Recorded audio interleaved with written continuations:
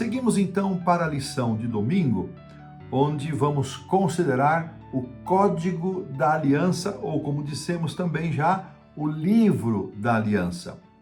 No Sinai, com a entrega do Decálogo, Deus estabeleceu a base para ensinar seu povo que, por meio de conexão, de comunhão com Ele, eles poderiam ter um viver santo, um viver diferente do que as nações que estavam ao seu redor. Mas estes princípios, os grandes princípios do Decálogo, as 10 palavras, elas precisavam ser aplicadas à vida cotidiana. Irmãos, olha que senso prático de espiritualidade. Por isso Deus concedeu estas leis adicionais chamadas de Código da Aliança ou Livro da Aliança. E era responsabilidade, então, primeiramente dos sacerdotes ensinar estes princípios e dos juízes zelar por essas leis, aplicá-las e fazer valer as suas intenções. Olha que coisa interessante.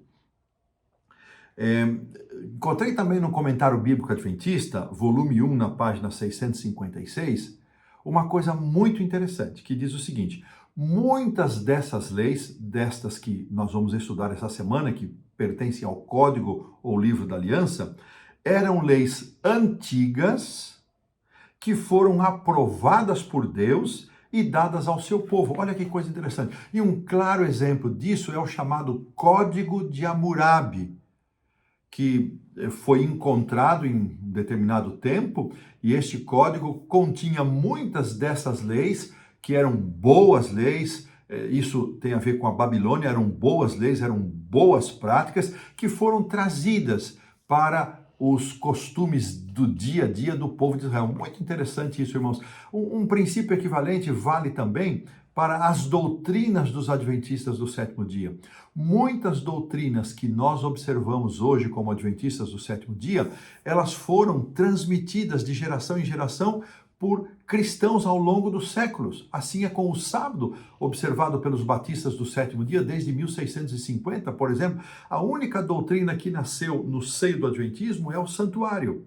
Então, Deus se valeu destes princípios civis, que eram boas práticas, e Moisés, um sábio, uma pessoa capaz, treinada, estudioso, ele, por orientação de Deus e por iluminação de Deus, ele também aplicou estas leis, estes valores civis à vida diária do seu povo. Aqui aparece, irmãos, na parte de domingo, uma lição muito interessante, uma citação, perdão, muito interessante, e eu chamo a sua atenção, vou pedir para que a produção coloque até onde aparece aí a primeira vez os 10 mandamentos, por favor. Com a mente cegada, isso está em Patriarcas e Profetas, página 260. Com a mente cegada e pervertida pela escravidão e pelo paganismo, os israelitas não estavam preparados para valorizar completamente os princípios de grande alcance dos 10 preceitos de Deus. Para que os deveres expressos no Decálogo pudessem ser mais plenamente entendidos e executados, foram dados preceitos adicionais que ilustravam e aplicavam os princípios dos 10 mandamentos. Aqui está a razão. A mente do povo estava embotada, e o seu caráter moral, a sua natureza embotada pelo paganismo e pela escravidão. Eu imagino que eles desenvolveram uma certa rudeza espiritual, moral, e agora então os grandes princípios do Decálogo, as 10 palavras, foram desdobradas em ações práticas que revelassem os grandes princípios do Decálogo. Muito interessante isso. E abaixo aqui da pergunta número 1, o autor reserva um espacinho para fazer um comentário sobre a escravidão. Nós sabemos que a escravidão nunca foi e não é plano de Deus. E eu mesmo me perguntei, por que Deus permitiu a escravidão entre o seu povo? Então, irmãos, eu encontrei aqui algumas respostas interessantes, além daquelas que a lição coloca. Deus tirou o povo do Egito como eles estavam. da mesma forma como nós dizemos hoje, venha como está e passe pela transformação que a vida cristã vai lhe oferecer. Da mesma maneira, Deus tirou o povo do Egito como eles estavam, com todos os seus defeitos, com todas as suas marcas, com todas as suas práticas pecaminosas, pisando nos seus princípios, com o propósito de transformá-los de tal forma e de tal maneira, isso seria feito gradualmente, até que eles atingissem o ponto desejado por Deus. Olha que misericórdia divina. Deus permitiu que alguns costumes entre eles permanecessem, especialmente aqui a escravidão e também a poligamia, por algum tempo, mas ele estabeleceu salvaguardas contra abusos nestas relações.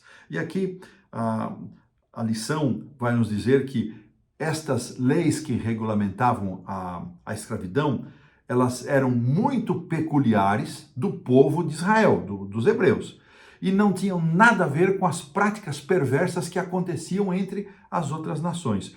Os escravos hebreus, quando algum hebreu se tornava escravo, ou quando escravizava determinadas pessoas, eles eram, os hebreus, especialmente protegidos e valorizados.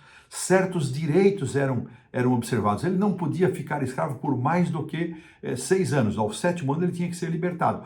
E havia o ano do jubileu, quando propriedades e heranças e a libertação era plena. Eles também deviam ser alcançados pela bênção do descanso sabático. Olha que interessante, assim como os estrangeiros e os demais servos. Os senhores tinham que prover as suas necessidades de maneira honrosa. E encontrei aqui uma observação de que nenhuma nação da antiguidade tinha práticas que tratasse os escravos de maneira tão digna, tão adequada como Deus orientou que acontecesse no meio do seu povo. A escravidão era uma prática miserável que Deus permitiu entre seu povo, mas ele procurou diminuir da melhor forma possível, mais extensamente, o mal que acompanhava essa prática. Eu fiquei satisfeito com essa resposta. E quando nós vemos o avançar da história, nós vamos vendo que demorou para que Deus tinha sonhos e planos para o seu povo, para que eles tivessem atingido esses ideais muito mais cedo, mas antes de atingir esses ideais, eles ainda foram escravizados, e depois, no retorno do cativeiro, Deus tinha sonhos maiores ainda para essa nação que nunca foram conquistados porque eles não aceitaram. Então, um assunto muito importante, mas nós, quem sabe, não temos todas as explicações, todos os convencimentos, mas eu acredito muito na coerência daquilo que foi apresentado aqui, daquilo que eu encontrei no comentário bíblico adventista, e desta maneira a gente coloca um ponto final aqui na lição do domingo.